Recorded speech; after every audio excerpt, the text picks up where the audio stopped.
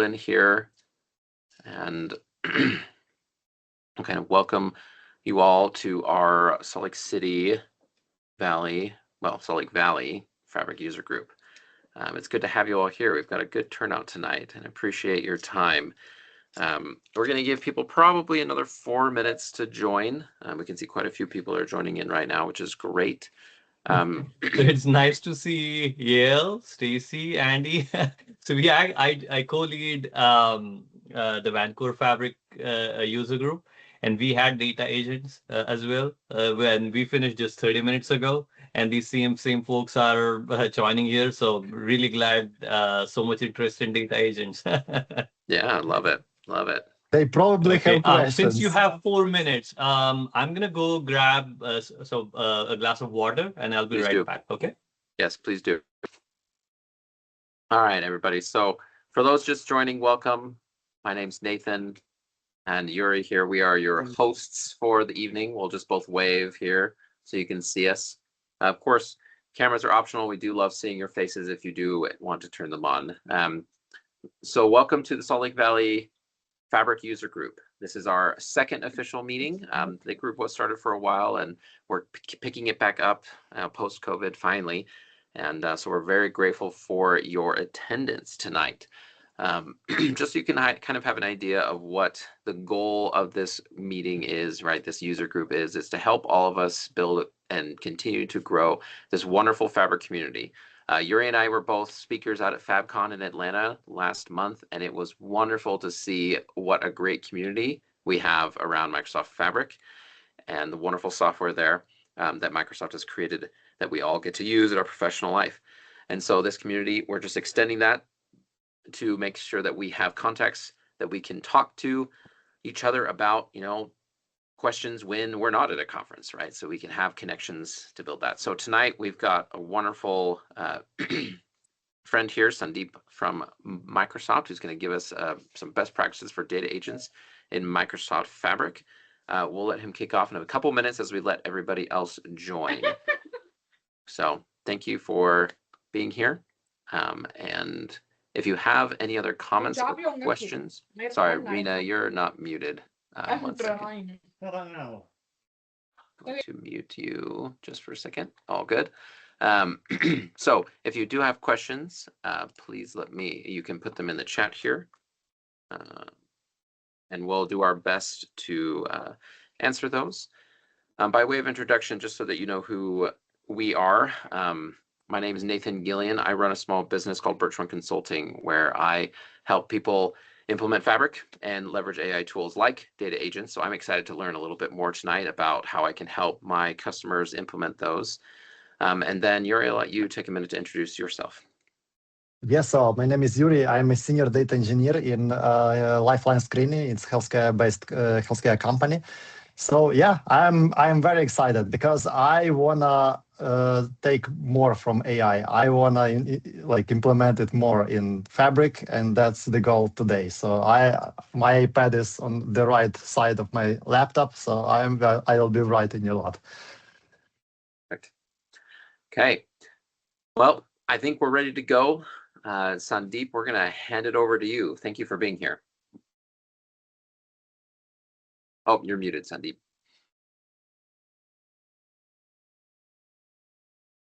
Here. Yes.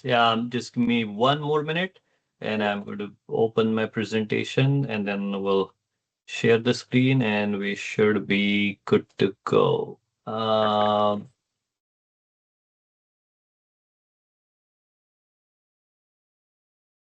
Yep. Okay. Sounds good.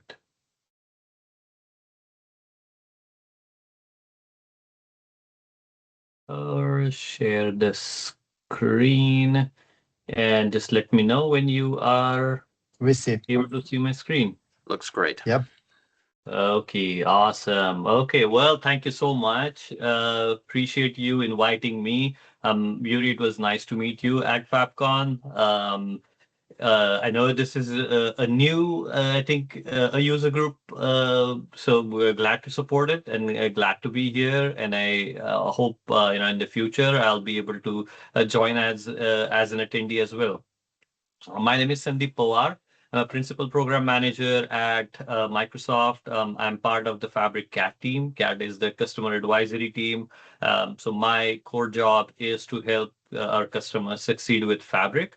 Prior to joining Microsoft, I worked in consulting, and I was a principal architect at Hitachi Solutions. So I was responsible for implementing Power BI, Fabric, data engineering in very large enterprises. I joined Micro, and I was an MVP as well. And I joined Microsoft, I think in August. So it's been a few months at Microsoft, and it's been amazing. Um, I focus on the AI ML experiences within Fabric, which includes data agent. And as you know, data agent has been growing very rapidly. So I'm glad that I'm able to play a part in it.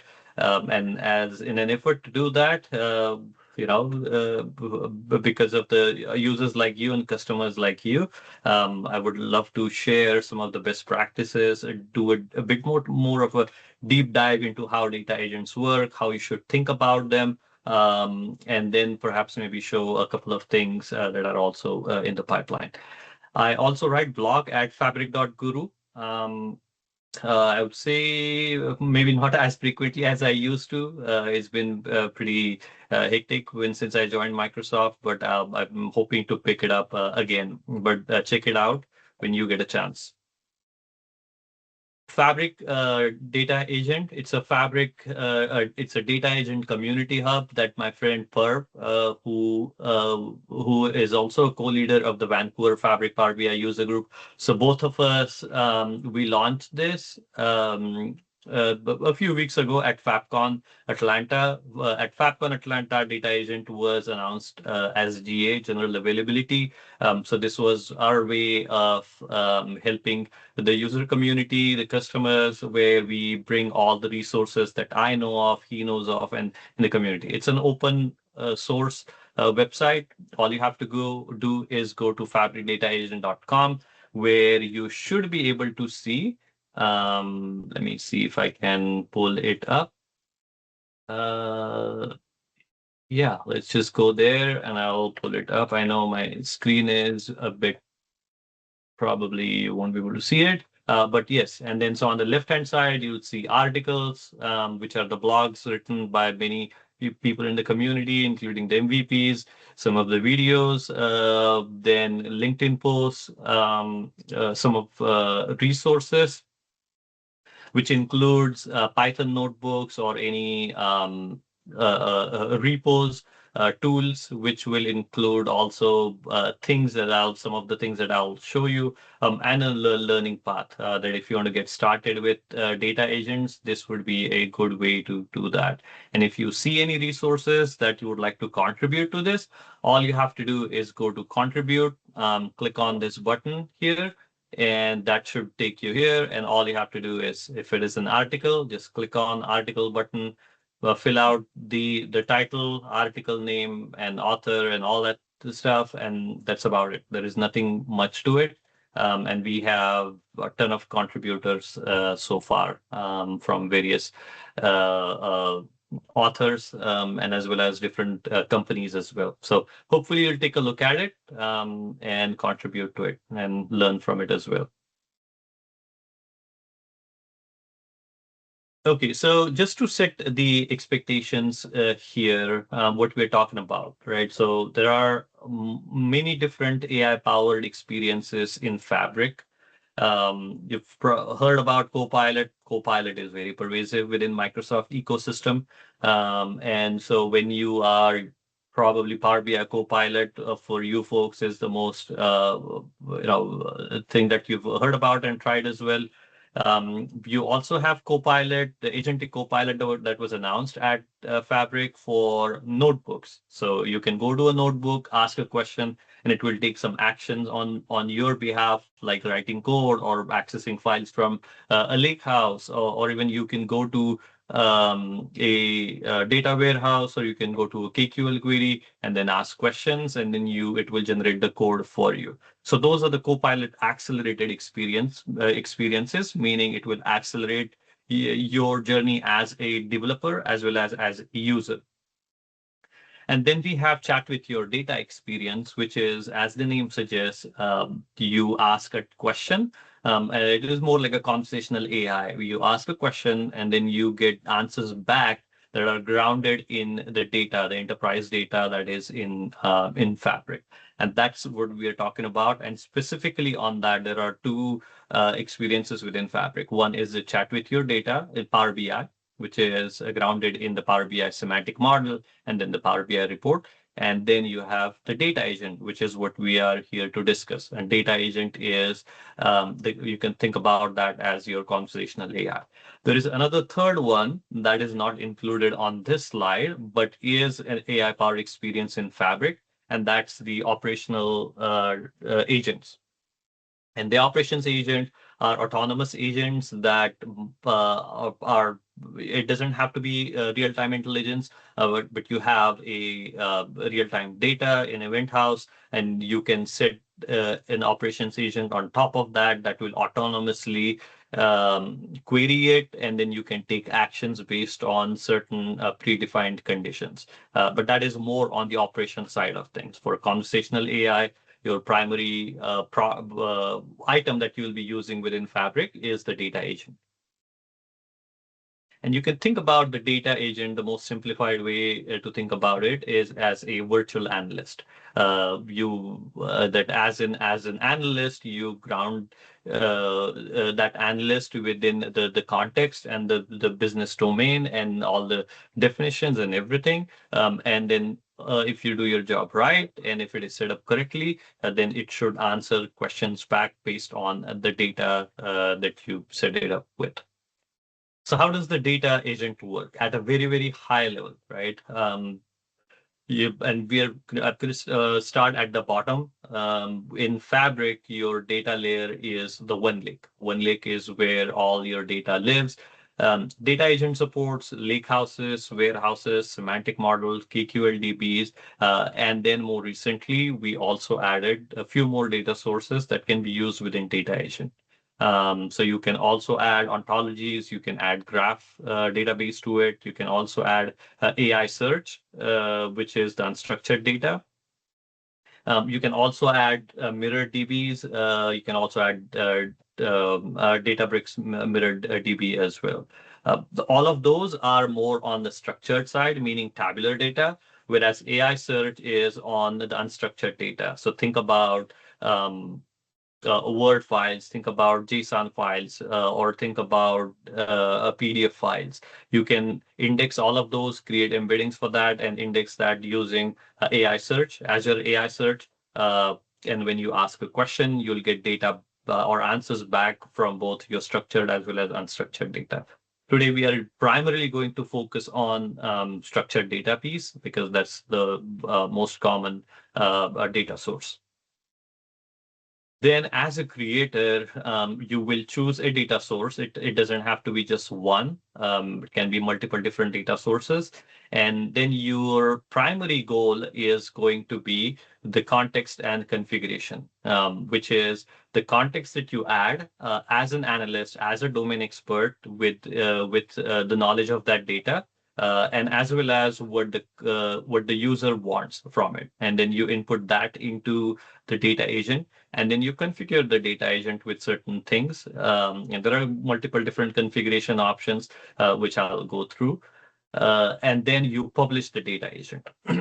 You also have multiple tools available, like a Python SDK, that allow you to interact with the data agent programmatically and then configure it. And there are a few more that will be available later. But you publish the data agent, and the consumption channel here, there are multiple different ways, right? So you can, the data agent being a Fabric item, you can consume it within Fabric as just like any other Fabric item. But on top of that, you're not just restricted to Fabric. You can also extend this out and then use that externally within the Microsoft ecosystem as well as outside of Microsoft ecosystem. So you can use Azure AI Foundry For example, where let's say you create a data agent, but you also have perhaps another agent, CRM agent, that uses Dynamics or that uses Salesforce, right? Then in those cases, you can use a multi-agent architecture using Azure AI Foundry, where you bring the data agent as well as other data sources or a knowledge, and then combine that together. That would be a more pro code approach. For a low code approach or a no code approach, you can use Copilot Studio, where the data agent is available as an as a tool as in your architecture. And then you can publish that to Teams as well as in Copilot, M365 Copilot, and then Copilot in Power BI, which is the standalone Copilot. When you go to go to Fabric, you see the standard Copilot button. You can tag a data agent there and then use it from there. And then on top of all of these, you can also consume the data agent using an MCP server. You can also use assistant APIs, OpenAI style assistant APIs to consume the data agent using that. And then there is a Python SDK available, like I mentioned, and then CRUD APIs as well. So all that to say that you have access to the data in one lake. You as the creator of the data agent, you'll have the tools available to add the context and then configure the data agent, so it gives the right responses that are grounded in the context that you've added and within the scope of the data that you've added. And then you can provision all of that back to your consumers wherever they are, irrespective of whichever ecosystem they are in. Now, as I'm going through this, if there are questions, I'm happy to take the questions. I just use one monitor, so I don't see the chat. So Yuri, if you see questions, feel free to unmute yourself and ask questions, and others as well. Feel free to unmute and ask questions as we go along. Absolutely. Okay, so what does the end-to-end flow look like in this case? As I said, the first primary thing here is the permissions and then the sharing, right? When you are creating a data agent, just like any other Fabric artifact, the all the permissions and authentications, they flow with you. If you are you have at least a contributor role in a workspace, then you are able to create a data agent. You have to have a Fabric paid capacity to be able to create a data agent, or a P SKU as well will work too, but primarily the Fabric paid SKU. If you have a trial capacity, it will not work. If you have a paid capacity, and if you have not enabled certain tenant settings, check out the documentation on that.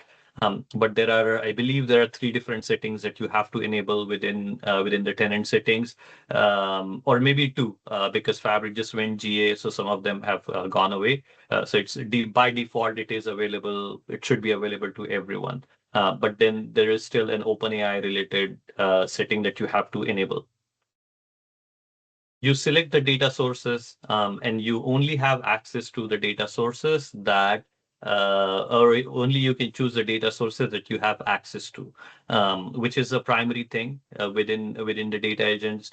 The data agent itself does not have any security mechanism. It is always at the data source layer, where either you as the creator, if you have access to a lakehouse, but there are certain tables or schema you don't have access to, then you don't have the permissions to use that in a data agent.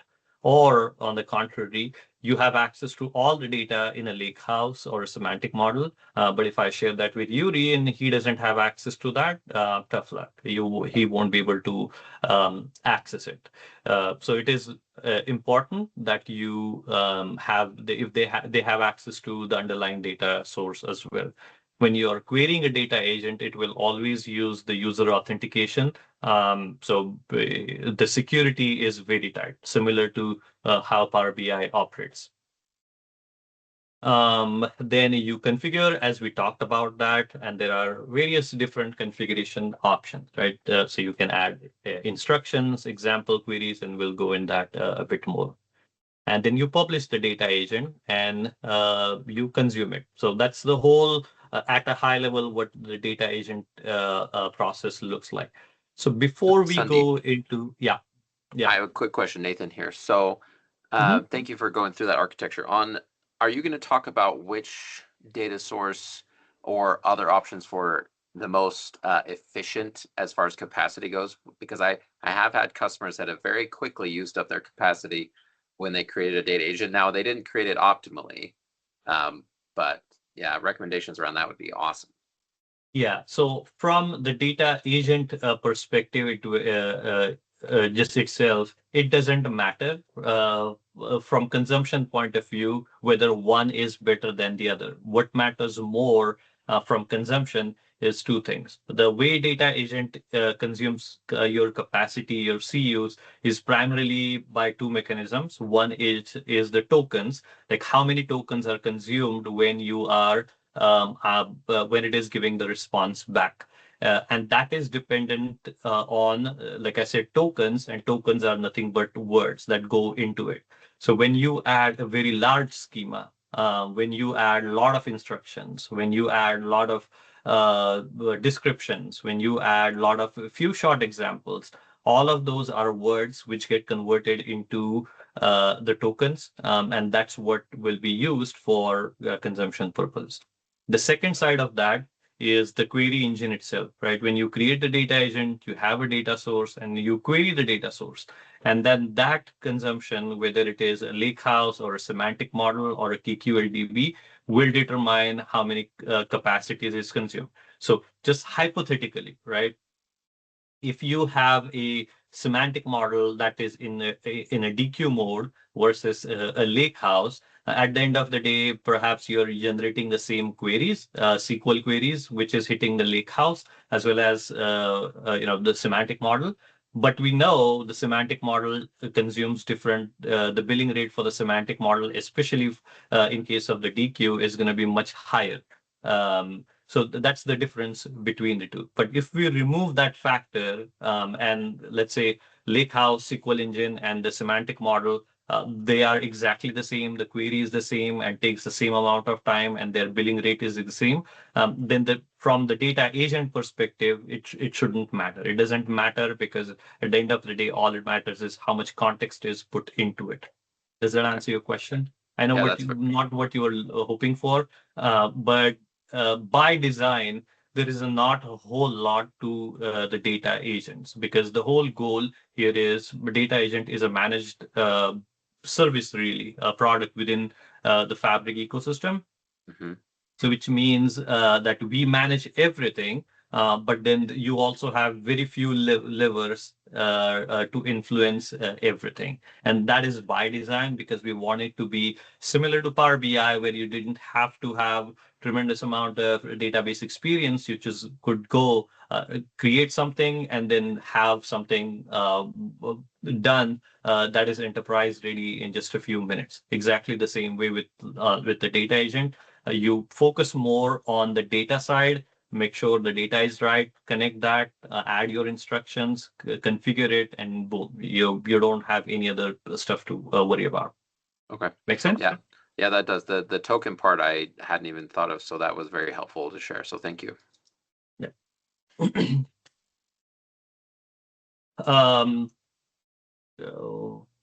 So that's the whole end-to-end flow. So what does a data agent look like, right? So we talked about the data agent. So I'm going to go to the Fabric workspace here, and I will zoom in a bit so you can see my screen.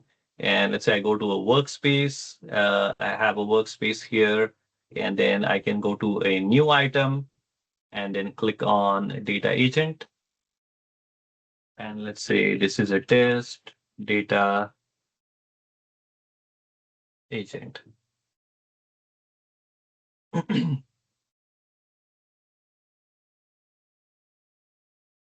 The first thing that you will see is you are presented with a couple of things, right? So to build the data agent, you absolutely need a data source. So let's click on a data source, which gives you the OneLake catalog that you're familiar with. On the left side is the Explorer So any workspace that you have access to, and within that workspace, only the items that you have access to, you can access. So let's say I have this e-commerce data set. I can pick that e-commerce data set and then add that. So it will be validated. And validation is primarily, is it the right data source? You have the auth and all of that. That part is done. If I want to continue adding the data sources, I can still do that. So I can go to add data source, and let's suppose I bring in a lake house now. So notice that I'm not restricted to only one data source here. I can add multiple different data sources and multiple different data source types as well. So I added a warehouse, but I can also add I added a semantic model, but I can also add a lake house. And then I keep on adding. Now, the UX limitation in this case is you can add up to 5 data sources. Doesn't matter, you can mix and match 5 data sources. But if you use a Python SDK, which I'll show as well, Python SDK, then you can go more than that. Now, is that a good idea? Probably not. As you add, and we just discussed about that, as you add, that means you have more schema that you are adding, which also means that's going to increase your cost. And that also means it also higher chances of getting your responses that are inaccurate. And then it also means your input that is going into the data agent is higher. So that can add to overall latency. So you have to be extremely intentional and purposeful about what you are adding in here. The best practice is to create data agents that are very limited in scope. That is not necessarily a limitation on the data agent itself. But if you think about the AI systems and how the AI systems work, that's always a good idea so that you can ground them in a very specific context, so that the chances of hallucinations and the chances of misinterpreting your queries is much lower. So I added the data sources. When I expand a data source out, you will see that you are able to add schema. You are able to pick the schema rather, right? I selected, I see a table here or the schema here, and under the schema, I see tables, but you're not restricted to tables. You can also add views. So if there are any views that are added on the lakehouse or the warehouse SQL endpoint, then those are also available within here. And then you can select whichever are the tables that are part of this scope. Now, this part is extremely important. Like what I said earlier, that make it limited in scope, but I would go much further than that and say make it limited in topic. Like identify what is the requirement, just like any Power BI report, right? When you start with the Power BI report, you first identify, okay, what are the business questions that you want to answer? What are the requirements of this report? What are the top KPIs we want to answer? Exactly the same process for a data agent. Data agent is serving similar goals, but just the format is different and the mechanism is different. So before you start a data agent, first try to identify those requirements, that what are those topics. It could be one topic, 2 topics, but identify the topics. So it could be, let's say, for example, a broad topic would be supply chain. But then within supply chain itself, are there any specific things that you want to answer? So try to narrow it as much as you can, because that will help you with everything, and then create multiple different data agents if the need be, and then only select the schema that you absolutely need. The best practices for the lakehouse and the warehouse, I'll talk about them. But what I want to do is focus more on the semantic model. And there are 2 reasons for that. For the semantic model, the configuration options are a bit different. And then 2, we know that semantic models, because it has the business semantics, it's a very popular data source for our customers to use, because they have been building these semantic models over last 8-10 years. You have semantic models that are currently operational, are used in production. So for data agents, semantic model becomes a really easy primary way of using the data agents, because it already has a lot of that context, and it makes sense because it's there, right? And then third, there are some things that you should be aware of that are documented, but the users don't necessarily know, or they skip over that. And there are some things that are not very well documented, to be very transparent with you. So as we go, what I would like to do is point those things out. So by the end of this session, you'll know exactly what to do, what are the things you should be doing, things that you should not be doing, and then perhaps go back and use them successfully. So the thing, first and foremost, right, from the configuration point of view, up at the top, we have the agent instruction. That's your first lever for adding the context, adding the business domain expertise into these data agents. So let's take a look at that. And I'll go here and see the agent instructions. And then you'll see that, okay, what can be added in the agent instruction? It says like different rules, and then any terminologies, toning, and style. If I go to the lakehouse, for the lakehouse, there is a data source instruction. And within that, when you click on that, there is a data source description and data source instruction. So three things, right? So the first we saw agent instruction. Then for a lakehouse, when I clicked on the data source instruction, there is a description of the data source and there is an instruction of the data. So three different levels or configuration options you have. And then the fourth one is the example queries. Now notice here, I clicked on the lake house, and then under the lake house, I saw these two options. But for the semantic model, there is no such option, right? And that is primarily one of the confusion that I've seen with working with customers. It is, okay, what do you do in that case, right? Does it mean that you stuff everything into the agent instruction? And then what is the difference between this versus that, and does it mean that the lake house has more configuration options than the semantic model, and thereby the lake house will work better as instead of the semantic model? And that's not really the case. If I go back to my workspace here and then open one of the semantic models, you will see up at the top there's a prep data for AI option, right? So I click on that prep data for AI. And if those of you who have worked with Power BI Copilot, you're probably familiar with the prep data for AI. But the configuration options that we saw earlier for the lake houses, those options, they actually reside in this prep data for AI. And again, why? Because we started with Power BI Copilot. Power BI Copilot came first.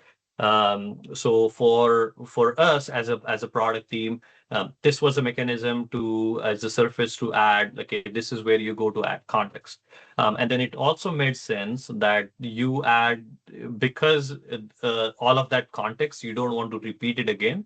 You probably want to have one area where you add that, and so it is ready for you to use it in a semantic model, in a copilot, as well as in the data agent. So when you go to prep data for AI, you will see simplified data schema, where you are able to pick and choose the different tables. But the difference here is, in case of the prep data for AI, you have more granular selection, right? So if I expand this piece out, you can see that I can select the columns here and then the measure as well. Whereas if you remember in the data agent, you only select the tables, right? You don't have an option to select the measure, but when you select a table, everything underneath that is automatically selected. Then the next part is the verified answer, which I'll come back to later, and then the AI instruction. The instruction here, we have AI instruction here, and then we also have the agent instruction. So what is the difference between those two? What goes where? How do you differentiate, and how do you figure out how to use it, right? So for that, let's jump over to the presentation again, and I will show you. We'll go one step deep and understand exactly what happens when you use a semantic model as a data source. So I'd like to bring your attention to the top left where it says one. Imagine you're a customer and you ask a question. Hey, what was my TMS last quarter? The data agent will take that. You input that question into the data agent and say, hey, what is my TMS last quarter? The first thing that happens in this whole data agent architecture is think about it in terms of a person who first takes the question, or let's say a manager, right? In a company, in your business, who has been asked by somebody, hey, what is my TMS last quarter? He's going to take that, he's going to process that, he's going to figure out, okay, what was it asked in what context? Is what does TMS mean? And the last question, the last quarter, what does that mean? And he has to process that, or she has to process that. And then maybe perhaps if he doesn't have that answer, or even if he has the answer, he has to go to a different tool, like maybe an Excel, or maybe a PowerPoint report, or maybe a SQL endpoint, or go to a person or a or an analyst, a data analyst, a business analyst, and ask them that question and get the answer back, and then give it to the person who asked that question. In a very, very crude, high level way, that exactly what happens in a data agent as well. When that question is submitted, we have a data agent orchestrator. And the orchestrator is nothing but an LLM. And that LLM takes that question, and first it tries to process that. Okay, the question was, what was the TMS last quarter? So it has to first figure out what does the TMS mean. Then it has to figure out last in what context. Like maybe the question before this last was, I was talking about year 2020. And so maybe last in that particular context is year 2020, or maybe I'm talking about the current year.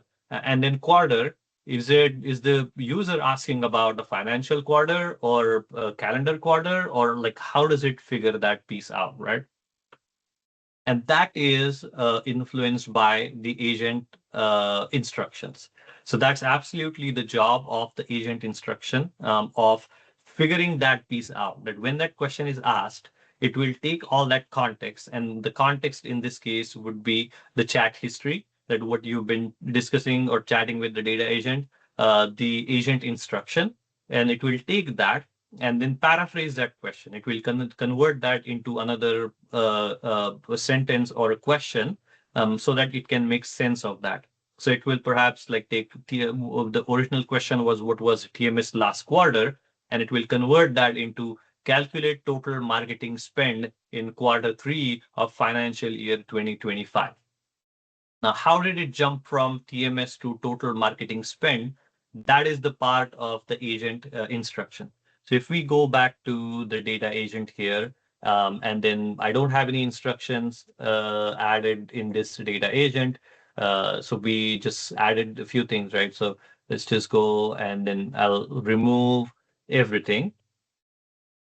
And there are no instructions. I will clear the chat so that there is no history, and we're starting with a blank slate here. And I'll ask a question, what was the TMS last quarter? And then let's just see what it comes back with.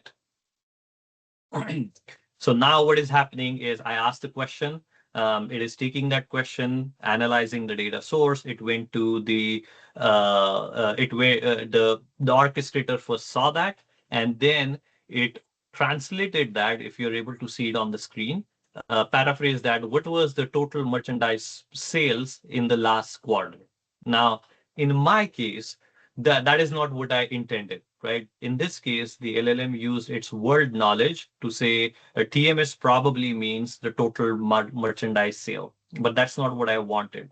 So to influence that, I can go to agent instruction and then add that TMS is equal to total marketing spend, right? And then I'll close this. I'll just copy this and then clear the chat and then go back. Sometimes these things can take a couple of seconds to sync, but let's just give it a shot and then see what it comes back with. Now, at this point, when it's doing that, it actually has no clue what is the data source, what are the schema, what is all the stuff that's going on, right?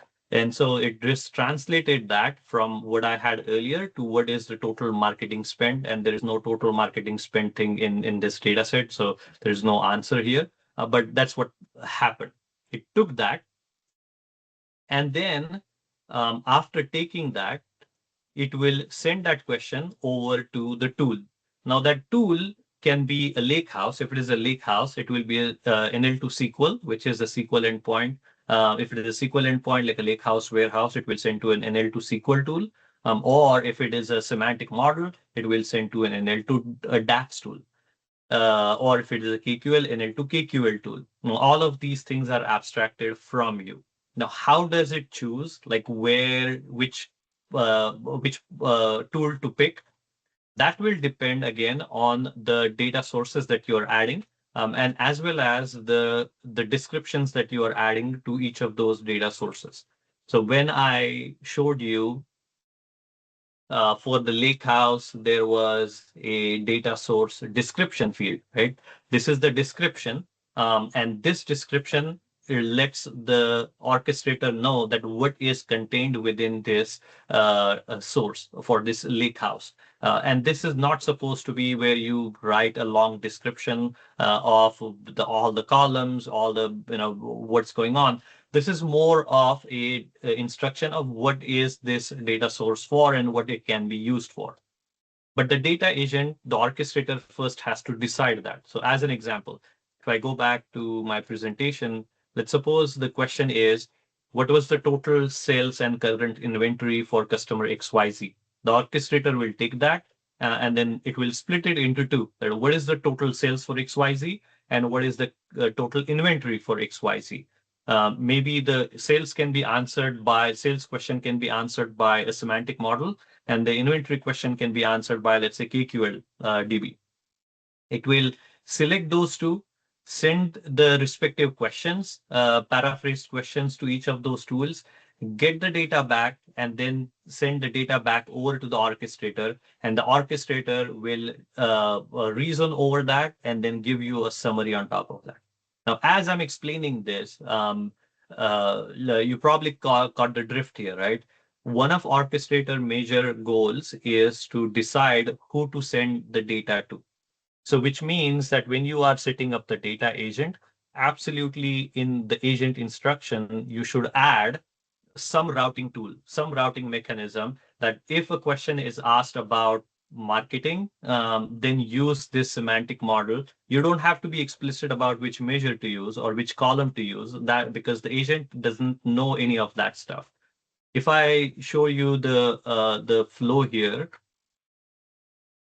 note the little box in this case that the data agent instructions are not passed over to the DAX generation tool.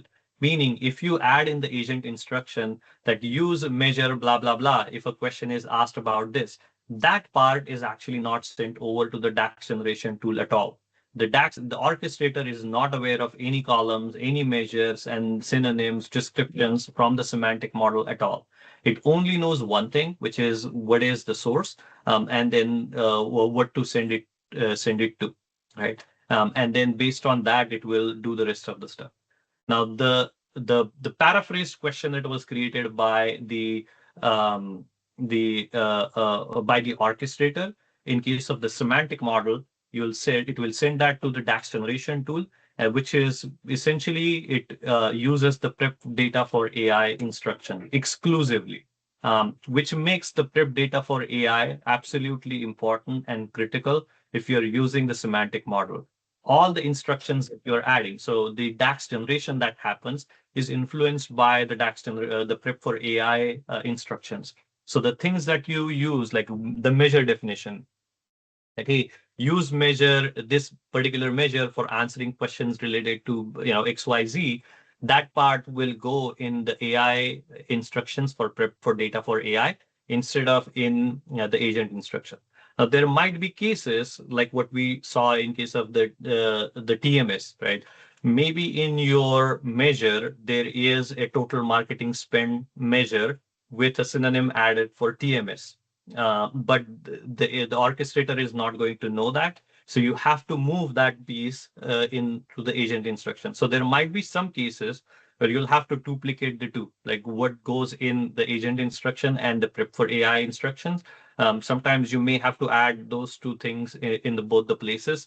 And the way to know that is going by the flow, right? So the process would be that you ask a question, and the first thing that you do is always to look at how the question was paraphrased. If this part is incorrect, then you know absolutely that either it is the agent instruction or the data source description. That's where you need to focus more on, tune that, refine that, so that that question is paraphrased correctly. Once that question is sent over to the DAX generation tool or the NL to SQL tool, that's where the example queries, the data source instruction, and the rest of the stuff happens. So if your DAX is wrong, you don't focus on the agent instruction. Then you would go to the AI instruction, the verified answer, and then the schema. The other big thing in case of the DAX generation tool, the NL to DAX, is the schema that is selected. Now, it is, I would admit that this is a gap in the product, that if you go to prep data for AI, we will let you in the prep data for AI and go to simplify data schema. If I select a table here, let's say sales table, right? Or maybe deselect it, let's say. I deselect a table from here, and then use this data agent. In the data agent, it will still let me pick that table here. So I can select deselect. But as we just discussed, what matters from DAX generation is the prep data for AI, which is extremely important. So if you select something in the data agent layer and then send it over, the prep data for AI, the NL to DAX, because you deselected it from here, it has no idea about what is sales, and it doesn't exist at all, right? So the best practice here is always when you select the tables, use exactly the same selection in the data agent as well. Now that it comes with two limitations then, right? So the first one is we don't show, like if you are a data agent developer and you have no access to the prep data for AI, you have no visibility what was selected, deselected. So in that case, is just you have the option is you either talk to the data agent or the Power BI developer and see what was selected, or you can. I published a blog last week on how you can programmatically retrieve the prep data for AI stuff. So you can use a notebook and then get that. But the thing to note here is always select the same tables that you select here in both the places. Just coincide them, align them, and then you won't get it wrong. So we talked about the AI instructions. So what else goes in the AI instructions? In the AI instructions, you wouldn't add tone and formatting. That part is taken care by the orchestrator. It is the job of the orchestrator to get the data back, reason over that, summarize that, and then present it in a format that you asked for it. An example of that would be always return your numbers or currencies in maybe dollars, or always the percentages should be as a decimal and not a percentage, things of that kind. The prep data for AI it doesn't matter how it generates that. Its job is to just take it, generate the DAX query, and then send it over to the orchestrator. And then lastly, the verified answers. This is when you create a when you create the data agent, you there might be cases where you would want to create like few short examples. So where I have what is the total revenue by product, and then I associate a visual with it. When you associate the visual with the prompt, it doesn't capture the DAX underneath it. That's not the purpose of associating that, or that's not how it works. What it does is the verified answer will use the projections of that visual, meaning the columns, the metadata,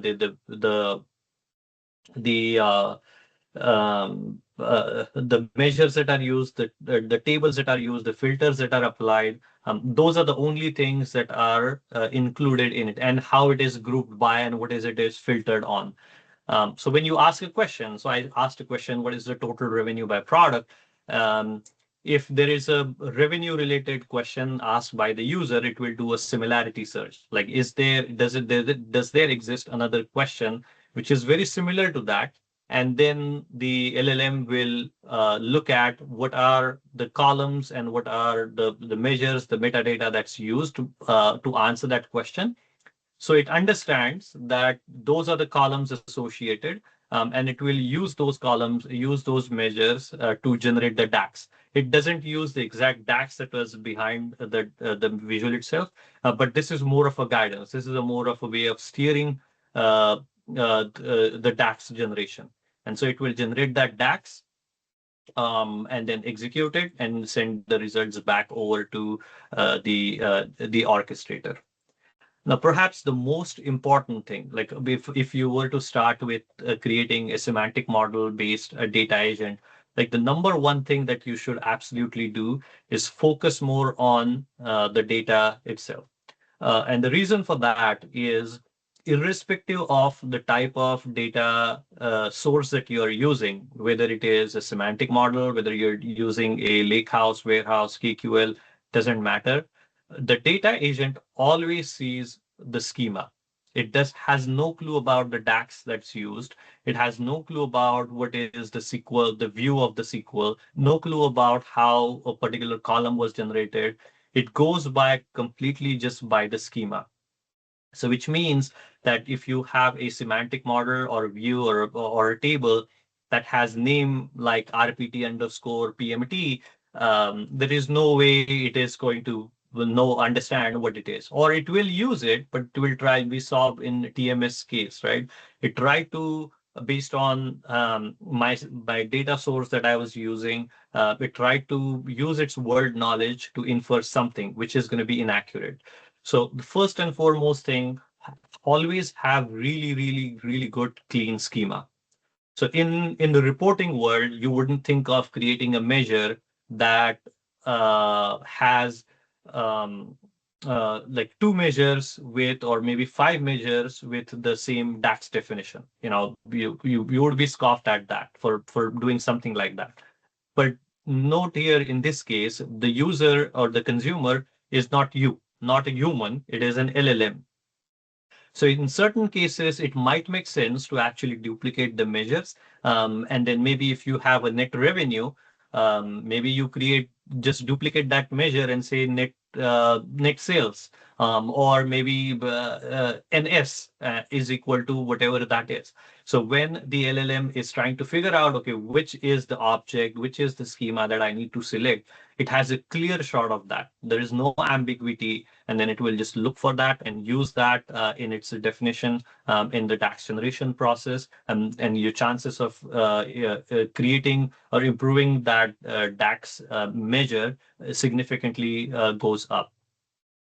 Which also means that sometimes you will not sometimes, in fact, in all the cases, you have to move away from thinking about your DAX from like reporting perspective to what can you do with your data model so that LLM can pick it. So things like if you have a disconnected table where you are trying to use it for reporting interactivity, those things are not going to work. And now you know the reason why, right? Because if it picks that, and there is no relationship, the DAX is just not going to be generated automatically. Or if there are any role-playing dimensions, or if there are inactive relationships, that kind of stuff that would go, if there are any certain DAX patterns that your data you would like your data agents to follow, that would go in the AI instructions. And you can add actually DAX blocks and DAX patterns.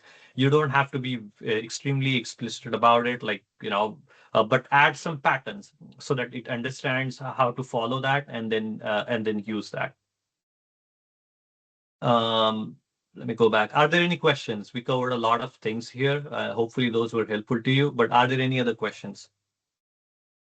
Sandeep, I have one question, probably if nobody else has. Yeah.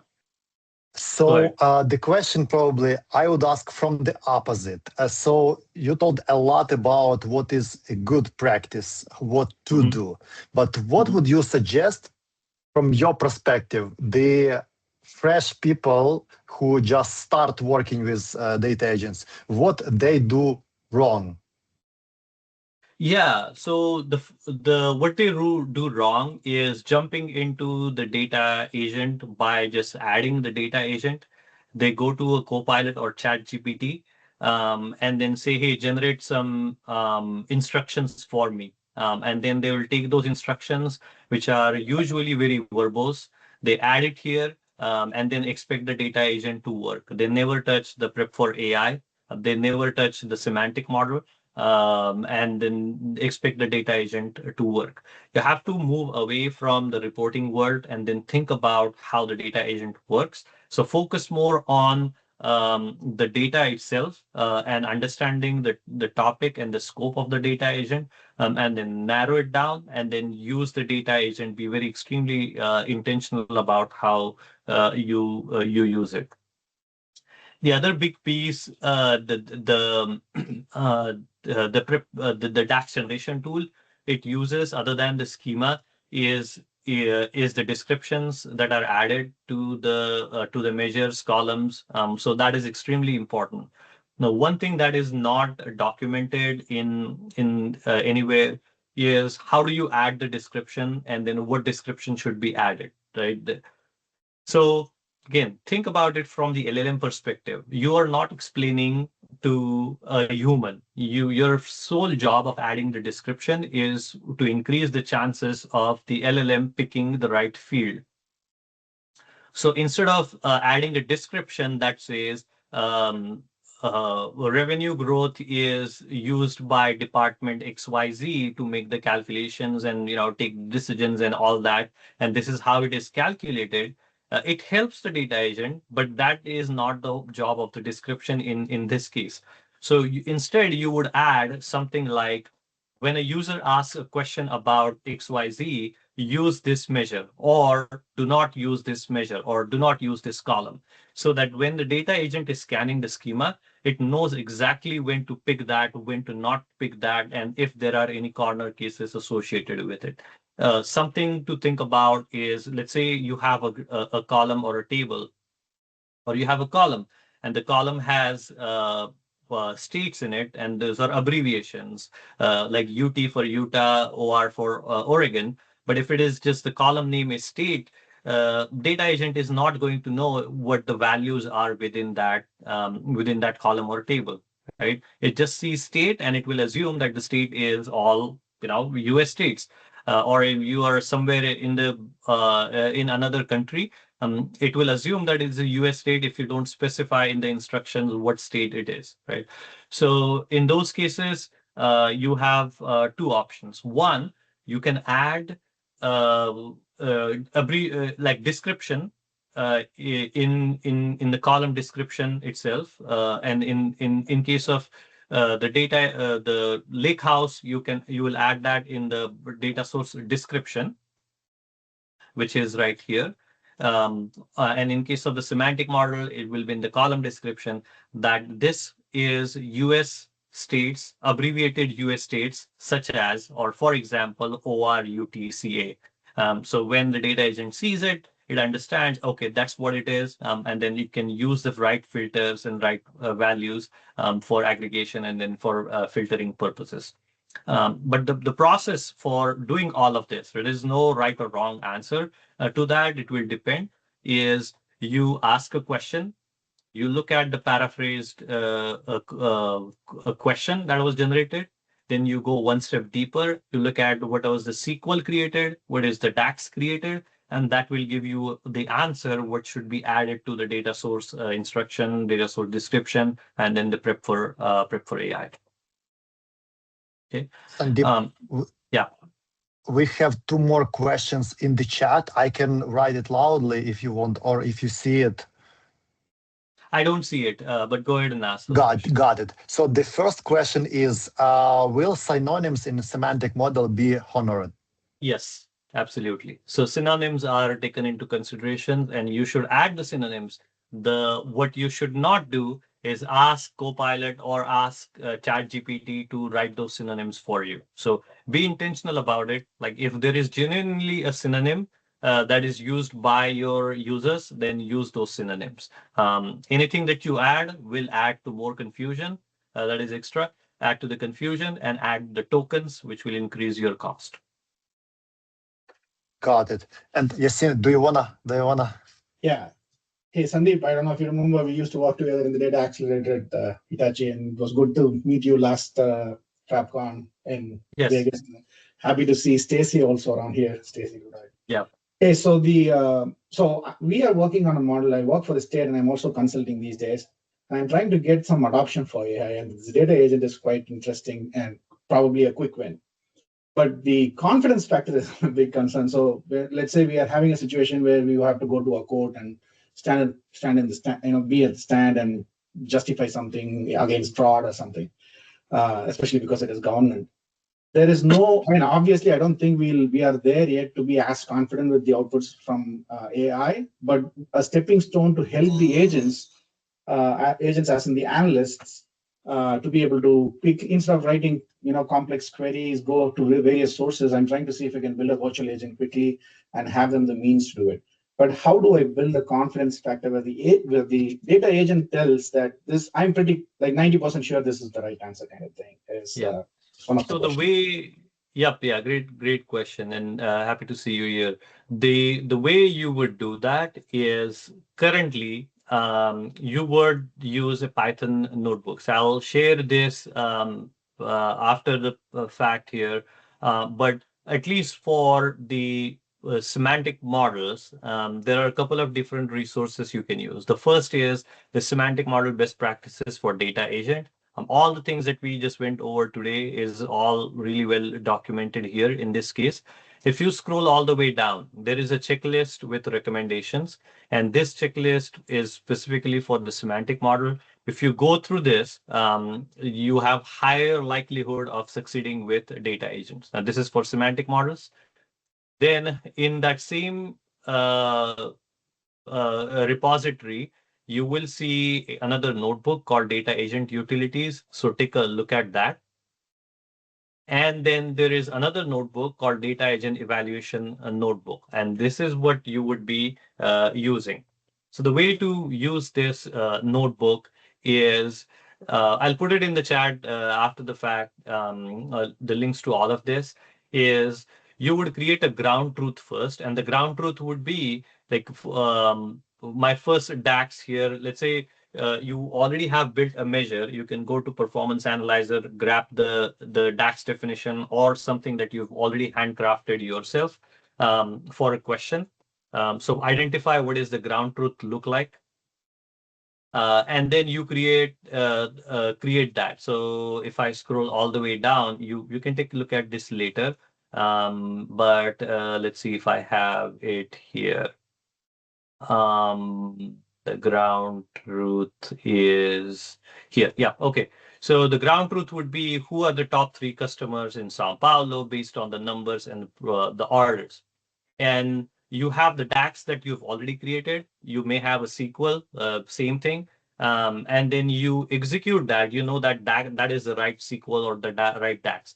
You execute that in a notebook and get the answer back. And then this notebook is where you can use it to build that ground truth. And there is an LLM as a judge with a calibration built into it, which will give you at the end of it like what is the accuracy level. So in this case, the accuracy is 100%, but you can iterate over that. And you can use it two different ways, right? So first is you can make your ground truth more dynamic, meaning you identify based on the topics. These are the 20 questions that I want my data agent to answer. You go through the process of maybe create an Excel sheet that these are my 20 questions. These are the 20 ground truth, SQL, DAX, KQL, whatever it is. And then this is the expected answer. You run through the notebook and then compare that, not manually. You have an LLM built into this notebook, which will compare it for you and tell you, okay, out of these 20, 18 questions are correct and two, you missed two. Now, your job is to go back and then identify what caused those two questions to be inaccurate and then fix that. So that is during the development. But then as you put it in production or UAT, you would run this notebook on a schedule that whenever the data is refreshed, you would run this. And then because there is the ground truth is dynamic, you run the SQL, it will run the SQL, get the answer from the data agent programmatically, compare the two. So before your users complain about anything, you will get an answer back and you can go back and fix it. Now, that is a roundabout way of doing all of this. We will, it's on our roadmap to bring all of these capabilities natively within the data agent itself. So you can do it from a user interface directly from the data agent. But for now, all of this is available. The other thing you can do is when you go to the data agent, up at the top here, you will see there is a export diagnostics button, which will export a JSON file. And there is a tool that I built called Data Agent Inspector. And this Data Agent Inspector, you can click on Upload button, for example, and let's say this is the diagnostic file I just downloaded. Mhm.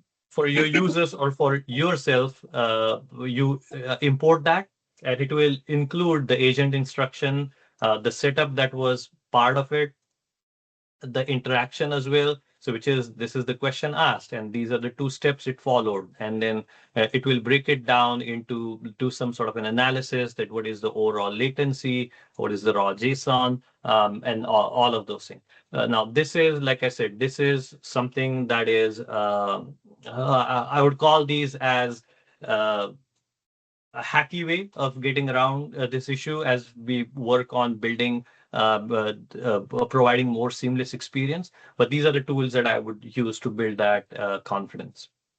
Awesome. And this does not take any part of the data in terms of PII, PHI, or anything that could be seen as a security risk, right?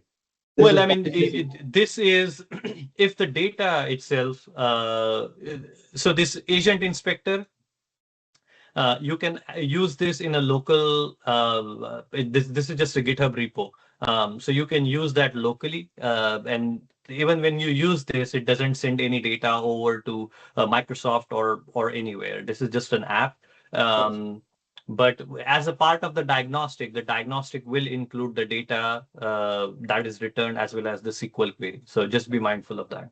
Yeah, that's what I thought. Okay, cool. Thanks. I don't want to take all the time. I have a ton of more questions, Sandeep. I really appreciate it. I thought you gave up on Senpai and moved on to data agent, but I'm glad to see you're still doing it for all the community. Yep, absolutely.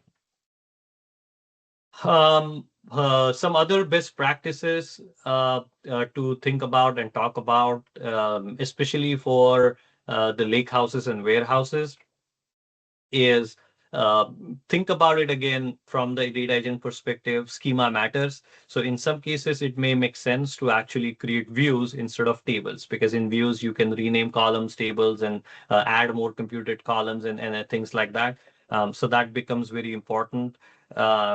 Use the Python SDK as much as you can, because that will really help you make the entire process extremely programmatic.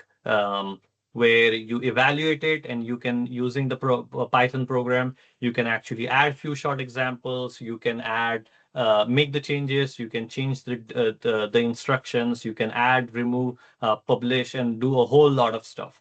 So I'd say make yourself familiar with the Python SDK. And with LLMs these days, with ChatGPT and Codex and Claude and everything, you don't need to be a Python expert, right? Just point it to the GitHub repo and ask it to implement it for you, and it will do a job in almost all cases. Okay, I could probably one day talking about this stuff. So, but I see that we are over time, so I'll be respectful of your time here and see if there are any questions. Otherwise, that's it for me. Sandeep, it was great. I just want to say this. I learned a lot today. So, yeah.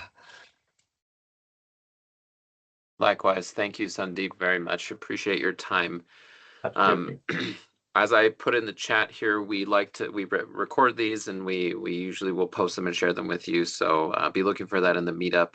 And then we like to have these once every couple months. So be looking for the next event to be posted soon. Thank you all so much for joining. And thank you, Sandeep, for your time. Absolutely. Yes. And then before I go, I am going to grab some links and then put it in the chat so you all have the things. I have not published any blogs on this, so keep an eye on it and you will see that very soon. Okay, and be sure to check out the Data Agent Hub as well and contribute to it. So thanks again.